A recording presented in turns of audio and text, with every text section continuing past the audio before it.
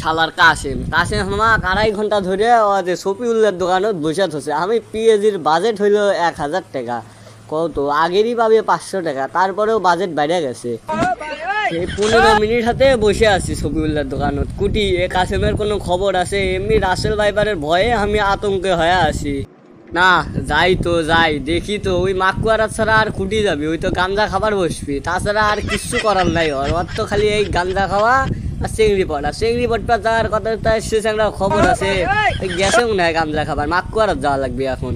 এমনি মাকুয়ারাত যত সাপের আঁকড়া, ওটি ওই বলে বসে আছে। ওটি যে রাসেল ভাইপার নাই তার কোনো গ্যারান্টি আছে নাকি?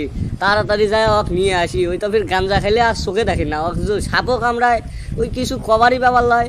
তাড়াতাড়ি যাওয়া লাগবে। কিন্তু আমারই তো মাকুয়ারাত গেতে ভয় লাগতেছে, কলজা খালি কাঁপতিছে।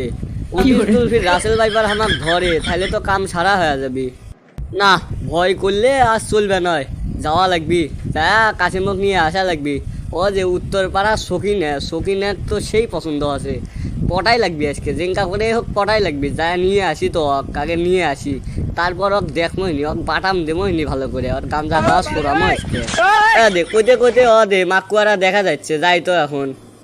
আরে ইডে কি ইডে কিনা পেঁচে পেঁচে আসতেছে, আরে না সাইডে মনে হচ্ছে ইনকাকে সাইডকে। তুই গিরে রে, তুই সরিস নিয়ে থেকে দেখতো দেখ আমার পায়ের ভেতর খাবার মারলো কত কত।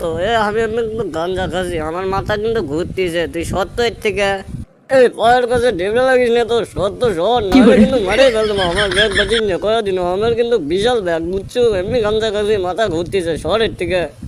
কি ব্যাপার মাথা না আমার জিমেচ্ছে না, ঘুম ঘুম ভাব আসতেছে কে? কি হইলো আমার বুঝতেছি না।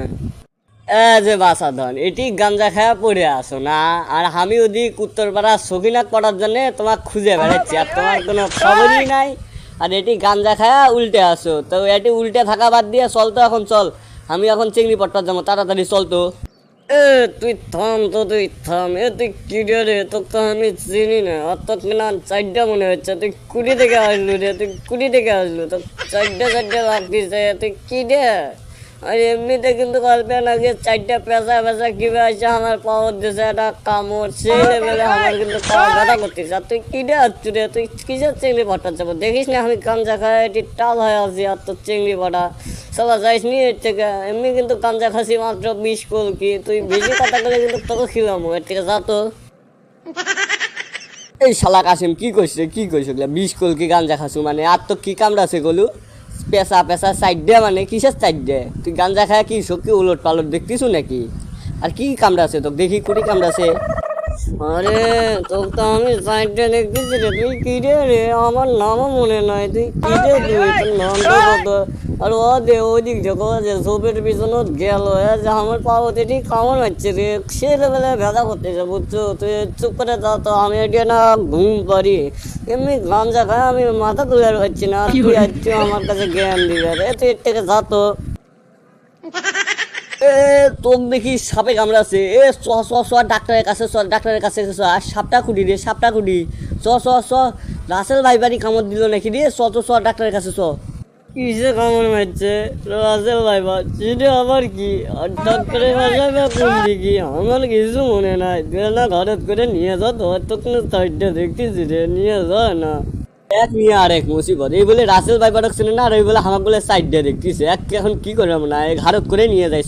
ভাই তাও তুই এটি কোনো থাকিস না, তোকে যে সাপ কামড়াছে মনে হয়। এখন তাড়াতাড়ি।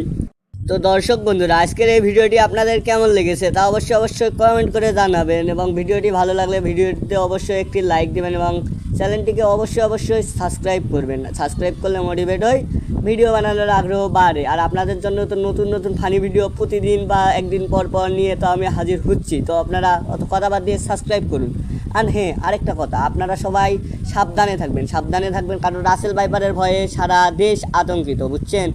কখন কোথা থেকে কামড় মারবে কেউ করতে পারবেন না। তো সবাই সাবধানে একটু চলাফেরা করবেন, কারণ দেশের দুরবস্থা বুঝতেই তো পারছেন। রাসেল ভাইপারের আতঙ্কে পুরো দেশ সেই রকম একটা অবস্থায় চলে গেছে। তো সবাই একটু সাবধানে থাকবেন। তো আজকের মতো থাক, পরের পর্বে দেখা হচ্ছে। তো গুড বাই।